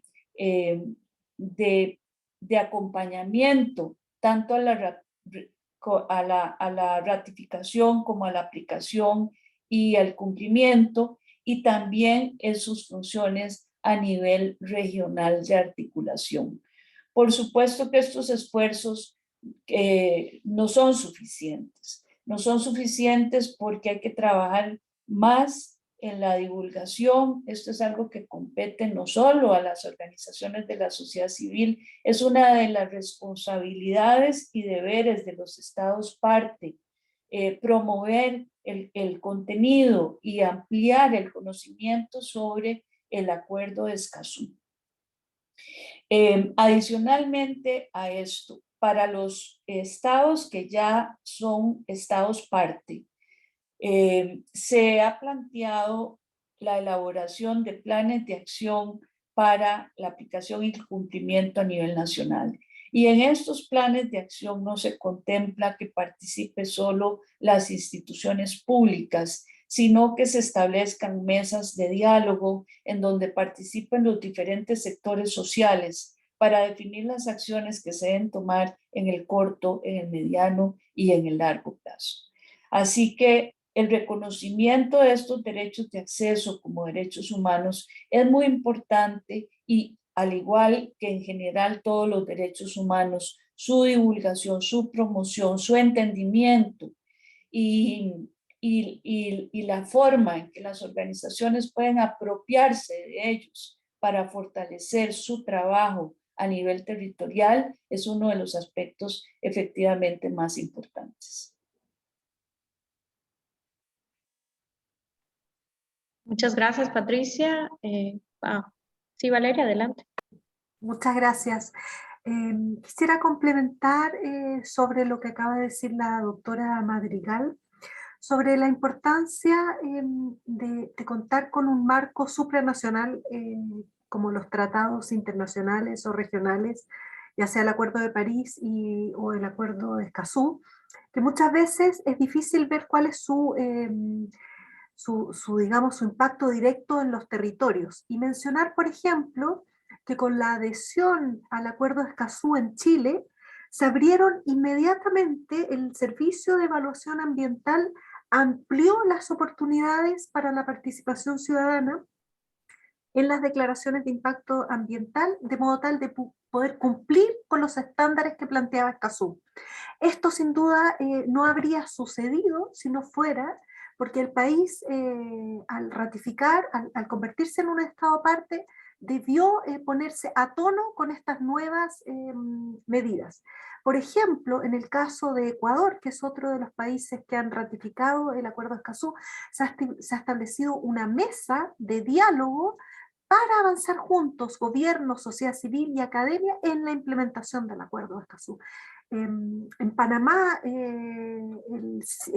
la autoridad ambiental actualizó la información que ponía a disposición pública para cumplir con los estándares. Entonces, realmente decir que, por cierto, que los acuerdos de los tratados internacionales no solucionan todos los problemas, tienen siempre una mirada más bien en el largo plazo, pero permiten generar elementos muy, muy importantes, y el Acuerdo de Escazú tiene un componente que me parece que es esencial y que es el principio de no regresión, que impulsa a los países a avanzar de manera progresiva, como bien señalaba la doctora Madrigal, pero también a no retroceder.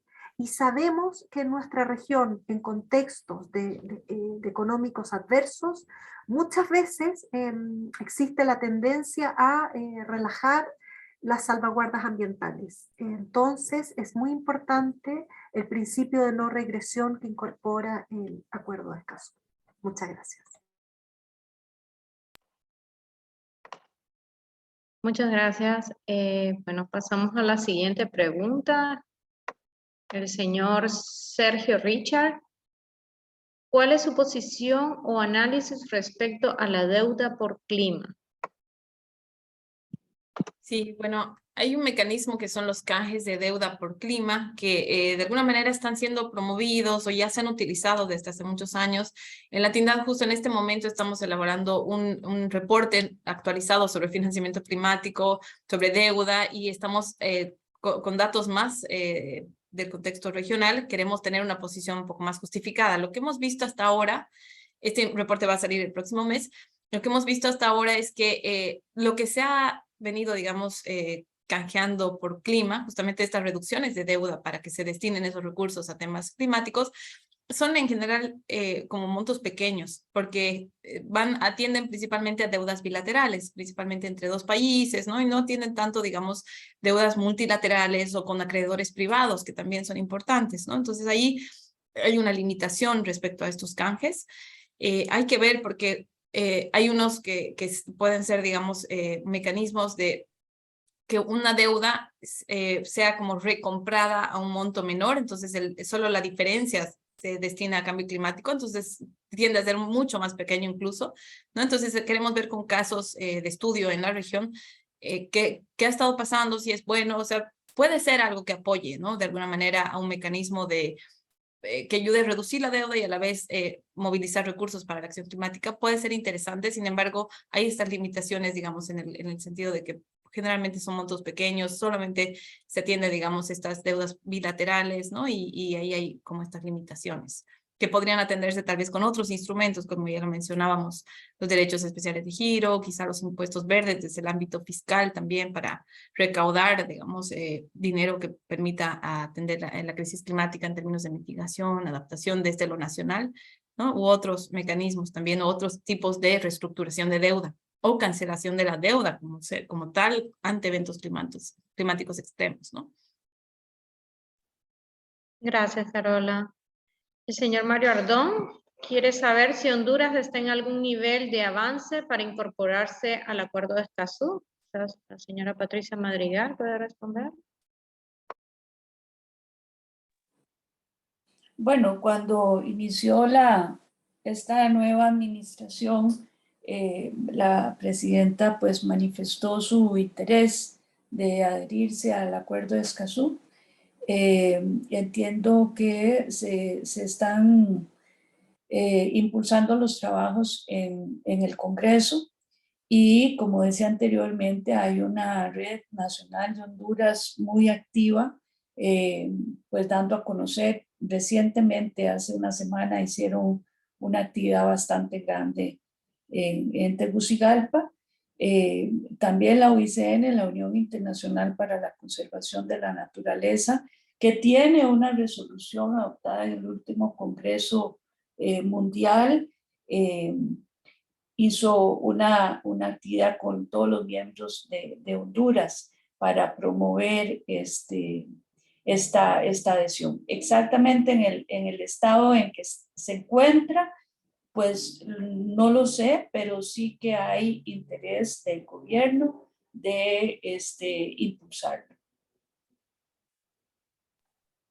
Muchas gracias. Siguiente. El señor Sebastián Gallardo pregunta de qué manera podemos incentivar a la sociedad para participar activamente dentro de las políticas domésticas y fortalecer su confianza con las distintas instituciones. Si me permiten. Creo que es importante, es una pregunta muy importante y me parece que lo fundamental es generar mecanismos y canales institucionalizados para la participación del público en todo el ciclo de la construcción de políticas públicas, de modo tal de que no dependa del voluntarismo de las autoridades, y que permita además contar con espacios para que la ciudadanía comprenda cómo sus intervenciones son consideradas, cuando no han sido consideradas también, de modo tal de que no se genere lo que a veces vemos en la región, ¿verdad?, que es una suerte de fatiga de la participación, cuando la gente dice: estoy cansada de participar porque nunca mis comentarios ni mis opiniones son tomados en cuenta. O sea, creo que tenemos, esos son temas que hay que cuidar muchísimo, hay que generar participación en el diseño, en la implementación, en el monitoreo de las políticas públicas, pero también espacios de devolución de cómo esa participación ha sido considerada en estas políticas. Muchas gracias. Muchas gracias, Valeria. Señor Mario Ardón, dice, en los altiplanos de Honduras existen unos sistemas históricos territoriales de conservación de suelo, agua y biodiversidad bajo un manejo social comunitario. ¿Hasta dónde estos sistemas podrían ser acompañados desde la iniciativa Escazú?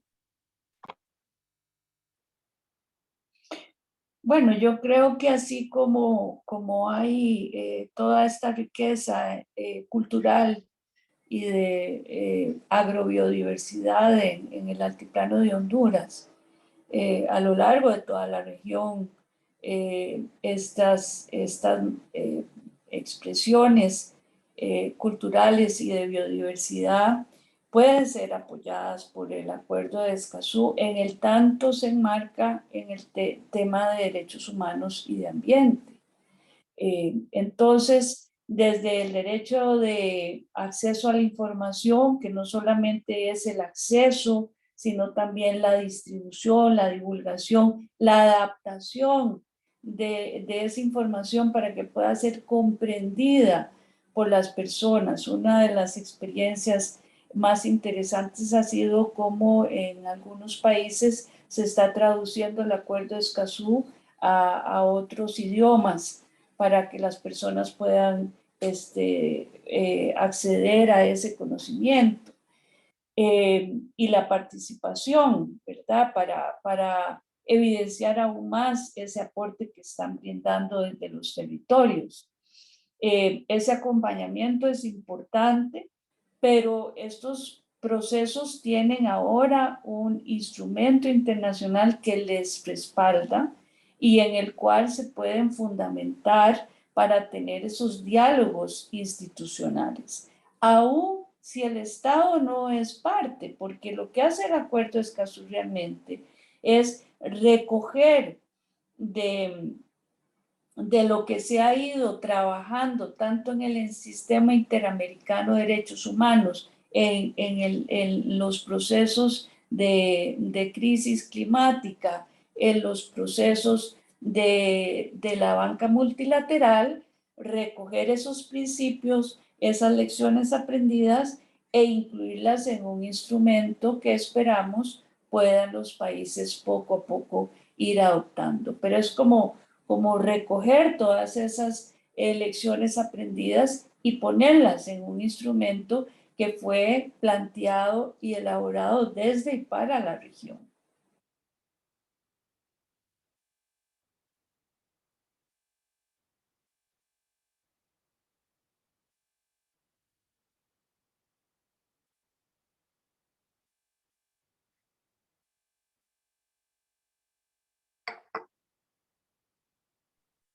Gracias, compañeros y compañeras, por estas preguntas y que han servido, digamos, de intercambio. En este sentido, vamos a dar inicio a la declaratoria regional que va a ser compartida por el compañero César Artiga, que es parte del Consejo Global de YICAP y también de ASTEPAG y lidera la coordinación del equipo impulsor nacional del Acuerdo de Escazú aquí en El Salvador. Y posteriormente también tenemos las palabras de cierre del compañero Ingo Rich, que nos acompaña, que es coordinador del secretariado de YICA Global, después de la declaratoria. Adelante, César. Hola, Carlos. Sí, solo quiero precisar que todavía hay una pregunta pendiente de responder, entonces creo que valdría la pena por la connotación de la pregunta que la podamos leer y responder. De Rodolfo Bejarano. Dice, ¿cómo se alinea Escazú con el acceso a financiamiento para la región? Yo creo que es bien clave que podamos responderla. Sí, entonces, en ese sentido, no sé si, ok, adelante, Carla. Sí, si quieren tal vez pueden complementarme, pero yo creo que es muy relevante. El Acuerdo de Escazú da un marco para promover el acceso a información que va a hacer que el financiamiento llegue de manera más transparente, que es algo que falta muchísimo avanzar en nuestra región.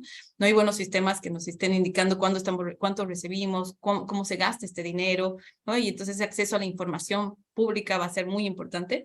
También el tema de acceso a la justicia, en el sentido de que el financiamiento va a proyectos específicos y si estos proyectos tienen impactos socioambientales, puede de alguna manera dar pie a que la gente, la población afectada solicite y que se les rinda cuenta sobre por qué se está afectando a través de este financiamiento.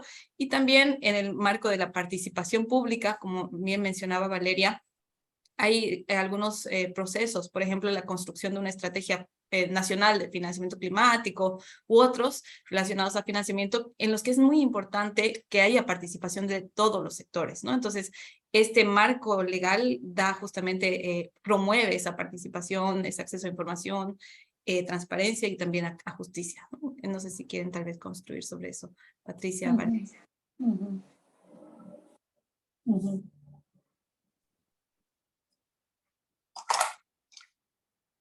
No hay alguna otra reacción, sino continuamos. Bueno, entonces continuamos con la declaratoria por parte de César Artiga. Gracias, Carlos. Y bueno, gracias, compañeras. Hemos tenido un panel de mujeres y yo creo que nos han dado elementos sumamente valiosos y muy significativos. Y no voy a citarlos de nuevo o a traerlos de nuevo, pero sí quiero plantear algo que me parece muy importante, que en esta etapa en la que vivimos, y esto antes de la declaratoria, porque creo que es bien importante decirlo, es cuando hablamos de Escazú, cuando hablamos de todos los instrumentos del marco multilateral de derechos humanos, del sistema interamericano, pues ahí tenemos una serie de instrumentos. Y nosotros cuando vamos a territorio, porque tratamos de territorializar todos estos instrumentos y llevarlos a las comunidades para que la gente los pueda comprender, usamos un ejemplo muy clave y muy claro, que por cierto esto nos lo enseñó a utilizarlo la compañera Marta Benavides, que nos está siguiendo, por cierto, por Facebook Live, es cómo usamos el principio de Arquímedes para enseñar Escazú. Y recuerden, ¿verdad? El principio de Arquímedes dice, denme una palanca y un punto de apoyo y mover el mundo. Pues nosotros usamos el principio de Arquímedes para alfabetizar en Escazú. ¿Qué significa esto? Bueno, Escazú es una palanca. Es un instrumento de muchos. El Acuerdo de París, el Pacto de los Derechos Económicos, Sociales, Culturales. O sea, tenemos en el marco multilateral una diversidad de instrumentos. O sea, tenemos esas palancas. Pero cuando preguntamos cuál es el punto de apoyo en las comunidades, siempre nos dicen la misma respuesta. El punto de apoyo es la gente, ¿verdad? Es la organización comunitaria, son las redes territoriales. Y de aquí nace una frase que en las asambleas populares de El Salvador hemos acuñado y que estamos usando muy fuerte, es que decir, los pueblos somos el soberano y los pueblos somos los que pagamos la cosa pública. Naciones Unidas, todo el aparato de agencias, sistemas, fondos y oficinas de Naciones Unidas es financiado sobre todo con fondos públicos, es decir, somos los pueblos y son los pueblos los que subsidian que las Naciones Unidas existan, pero también subsidian y financian a los estados, desde el ciudadano presidente o la ciudadana presidenta de un país hacia todo el aparato de las instituciones del Estado, lo financian los pueblos.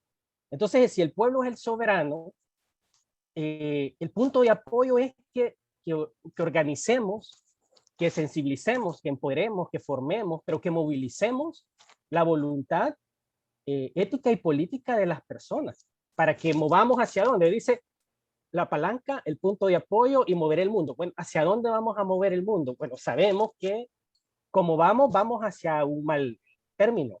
Ya nos decía Carol, la verdad, tenemos solo 3 años. En uno de los primeros informes del IPCC, del panel de cambio climático, decía 2030, hoy dicen que tenemos hasta el 2025. Es decir, no hay tiempo, ¿verdad? Entonces, debemos asumir la tarea e irnos a caminar con los pueblos y acompañarlos para crear las transformaciones que son urgentes y necesarias para que la vida como la conocemos pueda continuar y que aseguremos como tal, como muy bien lo dice Escazú en el artículo 1, ¿verdad? el derecho a un futuro para las presentes y futuras generaciones. Y nosotros, acá en El Salvador, le agregamos hasta la 7ª generación venidera, porque ese es un principio espiritual de los pueblos indígenas. ¿Qué significa eso? Que cada decisión que tomamos en este momento, ahorita mismo, que estamos conversando, debemos pensar en cómo va a repercutir hasta la 7ª generación después de la mía. Si no tomamos decisiones partiendo de ese compromiso, de esos preceptos, pues entonces vamos a continuar tomando decisiones eminentemente inmediatistas, economicistas, ¿verdad? Buscar el crecimiento por per se y no asegurar la salud y el bienestar de los pueblos y la naturaleza. Y bueno, quería decirles eso y bueno, y paso a leer de manera así muy breve la declaración que se ha construido con los principales mensajes y reflexiones de los diálogos territoriales que hemos tenido en América Latina y el Caribe con estas asambleas populares que ha impulsado el GCAP de América Latina y el Caribe. Bueno, y brevemente, bueno, la grave situación que los pueblos están enfrentando en todos los países y regiones requiere de soluciones reales y efectivas ante los desafíos globales como el cambio climático, la degradación ambiental, la crisis financiera internacional, el debilitamiento de la democracia y los conflictos, aspectos que representan severos impedimentos para avanzar hacia la consolidación de la paz. Con la profundización de las desigualdades sociales, ambientales y económicas, que a su vez son las 3 dimensiones de la Agenda 2030, se están generando retrocesos en materia de derechos humanos como el agua, la alimentación, la vivienda y el trabajo decente. Y en el contexto actual en la región, con la reducción del espacio cívico, que amenaza las libertades ciudadanas y su legítimo derecho a la participación en los asuntos públicos, como lo hemos visto muy bien hoy. En este sentido, organizaciones y movimientos sociales de mujeres, juventudes, personas con discapacidad y pueblos indígenas de diferentes países de la región, nos hemos unido para amplificar estas voces y para llamar a honrar el cumplimiento de los compromisos internacionales que establece la Agenda 2030, con el firme propósito de no dejar a nadie atrás en el contexto de las múltiples crisis que estamos viviendo como humanidad. En el marco de la Semana de Acción Global por los ODS, que se realiza entre el 16 y el 25 de septiembre, hemos realizado la 4ª Asamblea Global de los Pueblos, por lo que los miembros reunidos del GCAP de América Latina y el Caribe exhortamos a los estados a trabajar los asuntos sistémicos y estructurales que han llevado a los pueblos a vivir en condiciones de empobrecimiento y desigualdades, corrigiendo las injusticias históricas que han negado la realización plena y efectiva de sus derechos humanos. Impulsar de pronta manera la ratificación o adhesión, según sea el caso, al Acuerdo de Escazú, creando condiciones y capacidades para su efectiva implementación, adoptando medidas para proteger a las personas defensoras del medio ambiente, el agua y la tierra. Adoptar acciones contundentes con sentido de urgencia para mantener el aumento de la temperatura global debajo de 1.5 grados centígrados, impulsando medidas que procuren la resiliencia del territorio y de las comunidades y erradicando los subsidios a los combustibles fósiles. Adoptar mecanismos transparentes e inclusivos para el monitoreo y rendición de cuentas sobre los ODS, que garanticen la participación ciudadana como principal medio de implementación en todo el ciclo de las políticas públicas. Y además, este se constituye como el elemento realizador de la paz y la seguridad. Diversificar la matriz energética y transformar los patrones de producción y consumo para transitar hacia la creación de sociedades sustentables para la responsabilidad global.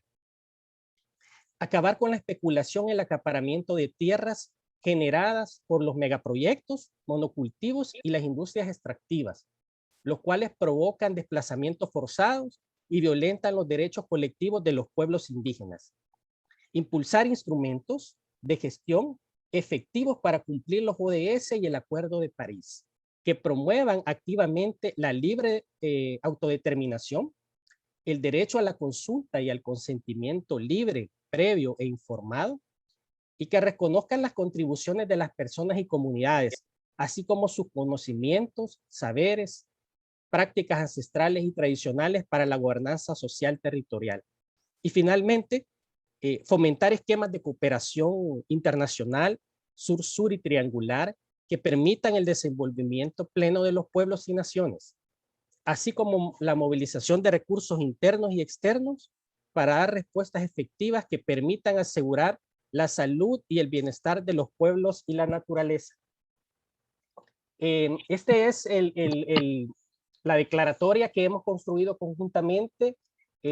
Recoge algunos de los elementos que hemos conversado en esta sesión y sobre todo recoge las aspiraciones, sobre todo del imaginario colectivo de los pueblos. Es decir, el modelo de desarrollo actual, como ya lo hemos discutido muy bien y las compañeras nos lo han planteado, nos lleva a escenarios sumamente catastróficos.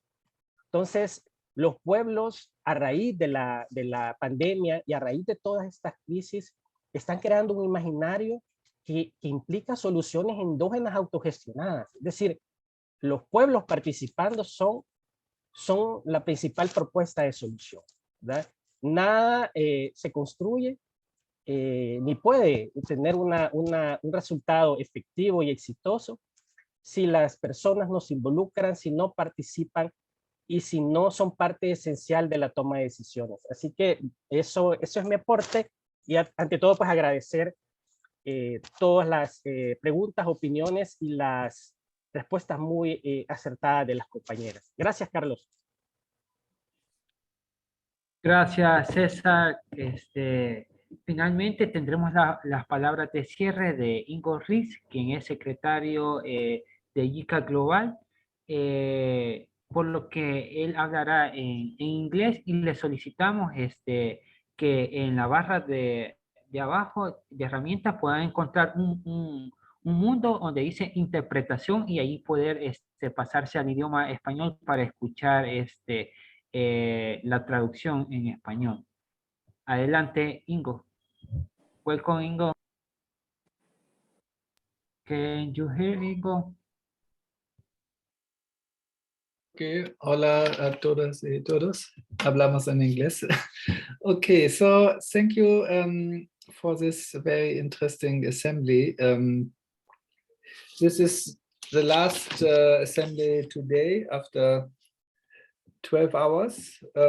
We started this morning in Asia, then Europe, Africa, then we had the opening plenary of the Global People's Assembly, then we talked about the declaration and now the Latin American and Caribbean. I think it was really a very good quality of discussion, and I would like first to express my thanks to Carlos and Virginie for organizing, also Georgina and Cesar, and especially to the speakers. I think that there were very good presentations, and also to the translation. I have listened in the English translation. Thank you very much. So as it was mentioned, we really live in a difficult time. Sometimes the word crisis is too often used, but as Cesar said, the urgency, the seriousness is very clear for the climate crisis, but in the same way for the social and political crisis, we can continue the debt crisis, hunger crisis. So it's really sometimes, unbelievable, especially with all the means we have, that we are still in this situation. Of course, the Agenda 2030 would be a good answer. So they are a good answer, and therefore we are also using we are active in the Global Week of Action, Act for SDGs, which we initiated with the UN SDG Action Campaign in 2017. But there's also a danger that this becomes too much on the surface. We need to talk about the hard political problems, and sometimes it's I don't know how you say this. There's a danger of a bit being too much as a propaganda or too much publicity. So I know in Latin America, you are usually more going into deeper into the topics, and therefore I think we can learn also from you, for example, in Europe. But what I wanted to say, we started this process of people's assemblies for this very reason, what Cesar just described. So the solutions need to come from the people and also the power. There will not be a transformation, the transformation which is needed, which is actually revolutionary from the UN or from the governments in New York. So still, it's good that the governments agreed on this framework, but the pressure needs to come from us. So therefore, we started with the people's assemblies, which are basically starting at the community level. And then there are this year 27 national people's assemblies, 7 in Asia, 15 in Africa. So if I didn't correct, there are 4 if I don't make a mistake, 4 in Latin America. That means Peru, Guatemala, El Salvador, Nicaragua. I believe Argentina also did a campaign, but not a people's assembly. But you might correct me. And only 1 in Europe, so that's a bit weak in Europe. So I think especially the movements in Europe need to learn from other parts of the world.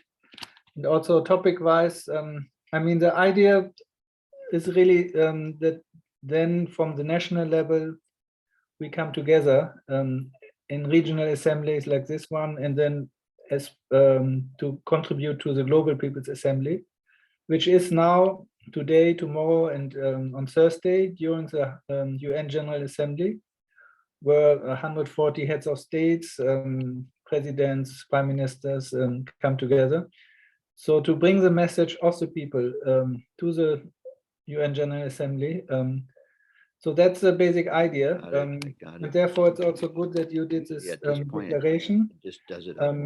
We are working on a declaration for the Global People's Assembly, so we need to use your declaration as inputs, and also we want to attach the regional declarations to the global declaration. So that's really great. So let me, yeah, I think you know all of that, but just from my perspective, briefly, I really think we had last year very good cooperation with Latindat on the special drawing rights, and this also continues. Also, I think the development on Escazú is very interesting. It's an important development.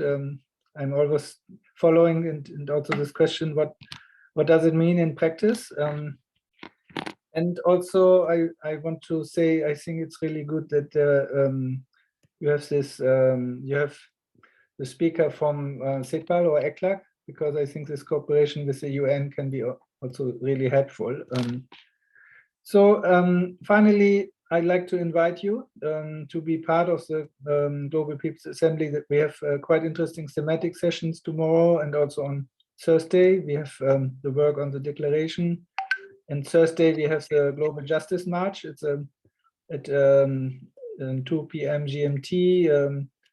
I think that's 2 p.m. GMT.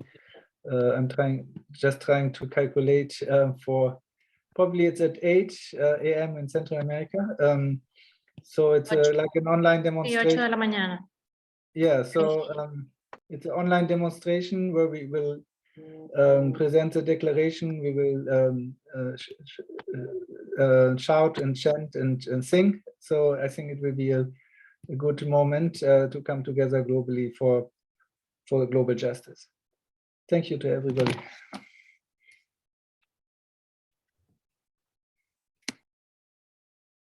Gracias Ingo, por estas palabras de cierre. Con esto agradecemos a cada uno de los participantes por su tiempo.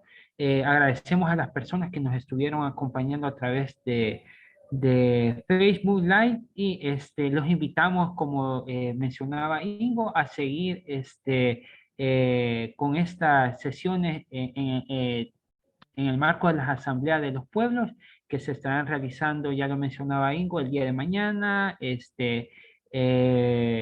día 22 y el día jueves que estaremos, digamos, con el cierre de esta marcha virtual, ¿verdad? Muchas gracias a todos y a todas y pasen un feliz día. Buenas tardes. Muchas gracias, hasta luego. Gracias Muchas gracias, por estar, muy Carola. amable. Bye bye. Gracias, Miguel.